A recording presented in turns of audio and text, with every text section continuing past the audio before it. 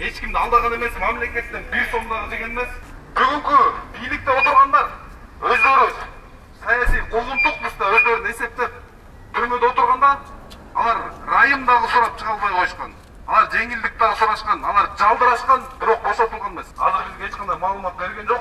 Бирок саясий куугунтук болгондугуна байланыштуу бүгүн сотко алып келбей дагы карап коюшу мүмкүн. Ооба, көптөгөн саясатчылар, коррупционерлер, оорулар, үй бүлөлүк криминалдык кландын мүчөлөрү камалып атат. Бирок алардын арасында эч күнөөсү жок. Акыйкатты талап кылып жүргөн Жеңиш Молдахматовдун да бүгүн камакта отурушу бул адилетсиздик, бул акыйкатсыздык. Көчөш адвокат аркылуу дагы кат берип жибериптир.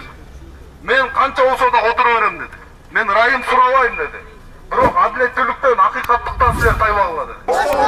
Молдахматовго